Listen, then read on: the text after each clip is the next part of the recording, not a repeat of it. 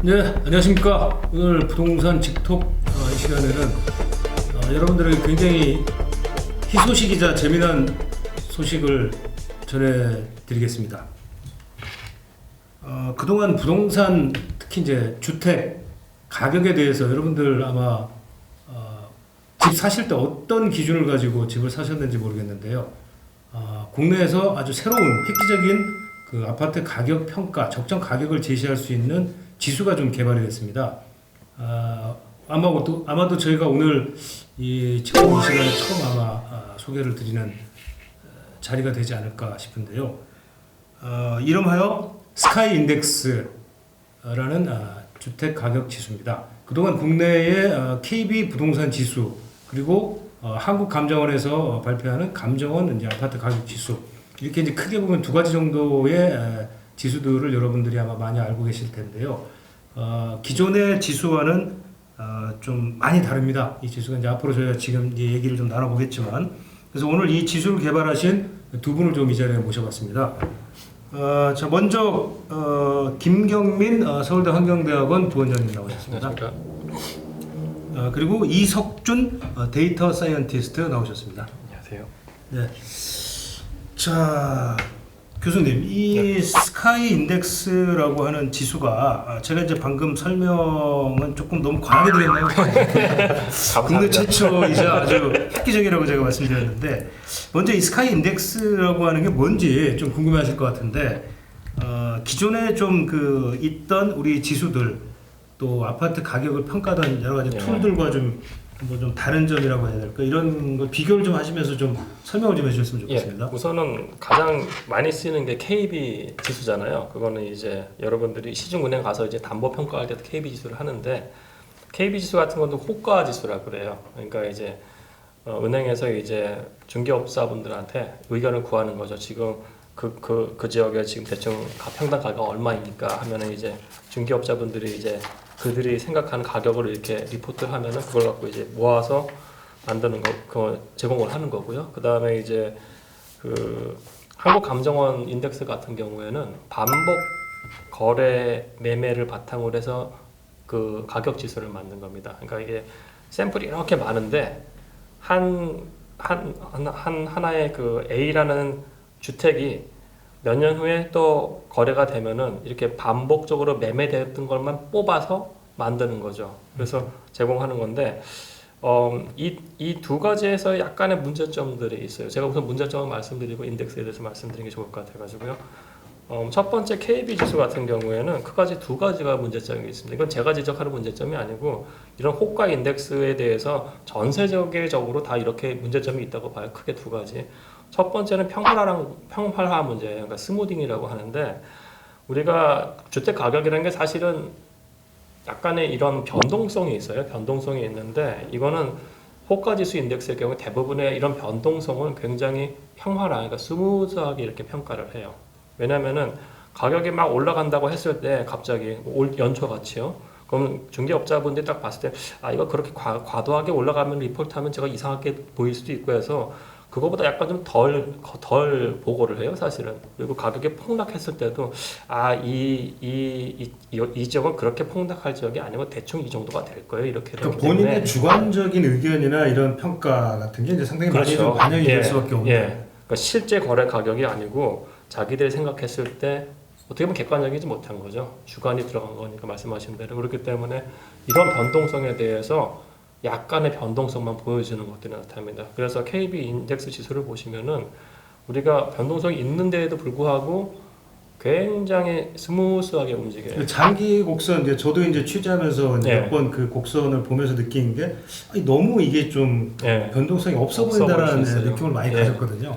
근데 우리가 경기라는 게 사실은 뭐 2008년 위기라든지 1997년 IMF 위기 같은 것도 자주 오지는 않습니다만은 이게 보면 뭐 5년에서 10년에 한 번씩 그런 위기가 닥쳐요. 그렇다고 하면 실제적으로 떨어지고 올라간 거에 대해서 명확하게 제시를 해줘야 되는 거거든요. 근데 그런 측면에서 이게 인덱스의 약점이 있고요. 두 번째 약점은 뭐냐면 이게 항상 시차를 두고서 그 변곡점을 리포트를 해요. 그러니까 예를 들어가지고 어떤 샥이 딱 터졌으면 이제 그 다음 시기에 가격이 떨어질 거 아니에요. 금융위기라든지 그렇죠. 이제 IMF 외환위기 같은. 예, 맞습니다. 근데 보면은 이 사람들은 이게 가격이 떨어지고 있네라 갖고 이제 얘기를 하면서 그래도 이 가격보다 약간 높을 거야 뭐 이렇게 생각을 해요. 그러니까 이 가격을 얘기하는 게 아니고 요 가격을 얘기를 하는 거죠. 근데 이게 가격이 실제로 거기에 올라갔어요. 그러면 이제 이제는 그래 근데 이제 이게 과거보다 계속 떨어졌던 트렌드가 지금 올랐을 거에 대해서 의문을 얘기를 하면서 여기서 좀 더 떨어졌을 것 같다는 얘기를 또 해요. 그러면 이제 그 다음에 이제 이 가격이 상승한 걸 보면 이제 이게 올라갔겠구나 해서 그 다음에 또 올라가는 것 같다는 얘기를 해요. 그러니까 결국은 이게 시차가 나타나는 거기 때문에 정확하게 그 실거래와 실제 거래되는 트렌드에 대해서 반영하는 게 굉장히 약합니다. 그게 KB 지수와 같은 호가 지수의 문제점이고요. 반복 매매 지수의 문제점은 아까 드렸다시피 이게 우리가 1년에 몇백만 건씩 거래가 돼요. 사실은요. 아파트건 뭐건 간에. 그런데 그 중에서 반복적으로 거래된다는 게 한 해에 몇 개나 있겠습니까? 그거 아니거든요. 뭐 2년 또는 3년 후에 거래가 되는 거거든요. 그러면 이게 전체 샘플에서 굉장히 소수를 차지하고 있는 거죠. 그렇게 본다고 하면은 합리적인 의심은 과연 이게 전체를 대변할 수 있을까에 대한 의심이 들고요. 첫 번째는. 두 번째는 예를 들어 제가 진짜 좋은 주택을 갖고 있어요. 돈도 얼마만큼 있으면 조금 절대 안 팔 거거든요. 사실 좀 계속 끝까지 갖고 있을 수도 있어요. 근데 반복적으로 매매되는 것들을 보면은 상품이 약간 좀 정상보다 안 좋을 수도 있고요. 약간 좀 그렇다고 하면 이게 전체 샘플에서 대표성이 굉장히 약한 거죠. 안 좋은 경우들만 계속 반복적으로 거래될 수가 있기 때문에. 하여튼 그래서 이런 두 가지는 사실은 약간의 문제점은 있습니다. 근데 제가 이석준 씨와 같이 개발했던 인덱스는 이제 대한민국 정부에서 정말 잘한 거예요. 국토부에서 이제 전국에 있는 아파트, 단독주택, 다세대 유형별로 해가지고 거래가 실제로 얼마에 거래된지 다 공개를 해요. 실거래가 공개되죠. 예. 그래서 지금 여태까지 쌓였던 자료가 아마 2006년 이후에 아마 700만 건인가 800만 건 정도가 쌓여 있는 걸로 저는 알고 있어요. 예.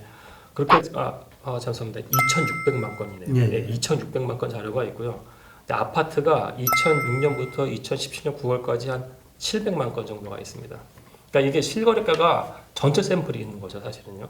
전체 샘플이 있다고 하면은 우리가 이걸 갖고 이제 다양한 것들을 만들 수가 있어요. 첫 번째는 이제 서울시 레벨에서의 아파트 가격 지수 같은 것들을 만드는데 거기 안에다가 단순히 아파트 가격을 좀만 일부만 더 드리면은 아파트의 가격에 대해서 여러 영향을 주는 다양한 변수들을 통제를 해야 됩니다. 그러니까 그러니까 어떤 아파트의 1층 거래가하고 12층 거래가는 다를 수가 있는 거잖아요. 근데 그게 자세히 설명은 못 드립니다만은 이러한 변수들을 통제를 함으로써 거기서 적정한 가격을 알아낼 수 있는 게 하나의 인덱스거든요. 그러니까 계량 경제 모형을 써서 적정한 가격을 알아내는 거죠. 그리고 우리가 이걸 통해서 할 수 있던 거는 다양한 것이 뭐냐면은 단순히 아파트 자체에 대해서도 인덱스를 구할 수 있습니다만은 단독 다가구에 대해서도 인덱스를 만들 수가 있는 겁니다. 그리고 아파트에 대해서 서울시 인덱스도 있지만은 강남구 인덱스도 있을 수가 있고요. 강남구 안에서도 뭐 개포동 인덱스, 압구정동 인덱스, 동별 인덱스도 만들 수가 있어요. 그렇게 된다고 하면 우리가 앞으로의 어떤 트렌드라든지 과거의 트렌드를 유추해서 위험도 같은 것도 분석하고 미래의 어떤 상승 여력 같은 것도 분석할 수 있는 동별 레벨에서 분석할 수 있는 다양한 방법이 열리는 거죠. 그게 사실은 투자자들한테도 좀 더 많은 정보를 줄 수 있기 때문에 장점이 될 수 있는 것이고요. 예. 그렇다면은 지금 기존의 아까 말씀하셨던 인덱스들하고 또 지금 이제 새로 개발한 스카이 인덱스를 비교로 실제로 이제 해봤을 때 여튼 그러니까 과거의 이 추세와 다른 게 뭘까요? 그러니까 뭐가 달라졌을까요? 실제로 막상 이렇게 두 개의 지수를 비교해 봤을 때 우리가 시장에 대해서 또는 어떤 아파트 주택의 가격에 대해서 우리가 잘못 알고 있었던 게 있을까요, 혹시? 굉장히 많은데 무슨 대답하실래요? 그러니까 아무래도 그런 부분들을 궁금해하실 것 같아요. 그러니까 이제 방송 보시는 분들은 제가 집을 갖고 있는데, 자 지금 물론 이제 우리가 이제 앞으로 계속 얘기를 하겠지만 이제 앞으로 전망에 대해서도 이제 저희가 이 인덱스를 가지고 전망하는 부분이 역시 가장 중요하겠죠. 그렇지만 그에 앞서서 일단 과거의 흐름을 저희가 좀 잘못 알고 있었던 예. 부분들이 아마 있었을 것 예. 같거든요. 그 부분에 대해서 한번 좀 얘기를 좀 해봤으면 얘기를 좋겠는데. 할까 어떻게? 뭐 여러 가지가 있을 수 있는데요. 예. 뭐 저희가 특정을 집어서 뭐 어떤 게 저희가 더 좋게 평가를 했다라고 말하기는 좀 어려운 부분이 있지만 실제 저희가 나온 결과를 보면 그 KB 인덱스나 감정평가원의 가격 지수랑 비교했을 때 2007년, 2008년에 있었던 그뭐 가격 하락이라든가 이런 국면에서 실제보다 저평가되어 있는 부분들이 기존의 이제 감정평가 지수라든가 KB 지수에서는 발견이 되었고, 그다음에 단기간에서 변화량을 봤을 때 저희가 보고자 했던 거는 좀 더 이렇게 다이나믹하게 변하는 것들을 제대로 포착하고자 했는데 그런 것들이 좀 더 잘 드러났다고 볼 수 있습니다. 그러니까 장기적으로 봤을 때는 크게 움직이는 흐름에서는 유사하게 움직인다고 볼 수 있겠지만은 실제 이제 내가 처한 국면에서 내가 처해 있는 시점에서 이게 어느 정도 수준에 와 있는지에 대해서는 조금 더 정확하게 보여준다고 할 수 있습니다. 그러니까 이제 제가 이제 궁금한 것도 이제 바로 그런 부분인데, 그러니까 소비자들의 입장에서는 자기가 갖고 있는 집을 뭐 처분을 해야 되느냐, 네. 보유를 해야 되느냐, 아니면 사야 되느냐에 대한 이제 세 가지 쉽게 말하면 이제 어떤 포지션을 결정을 해야 될 텐데, 그랬을 때 아까 말씀 주신 것처럼 이게 이제 기존의 지수들만 봐가지고는 판단하기가 굉장히 그러니까 정확하지 않고 약간 이제 너무 이제 과소 내지는 과대평가를 하다 보니까 이제 정확하지 않은 부분들, 적정 가격을 알 수가 없는 그런 문제점이 있다는 거 아니겠습니까? 맞습니다. 그렇다면은 그 2007, 8년에 사실은 저평가가 됐기 때문에 어떻게 생각하면 제가 보건대는 그 이후에 이제 집값이 결국은 폭발적으로 좀 그러니까 상승할 수 있었던 이유도 그 당시에 너무 저평가됐다. 실질적으로는 저평가됐는데 그래프상으로는 저희가 그 저평가된 것들이 나타나지 않았기 때문에 사실은 몰랐던 거 아니겠느냐라는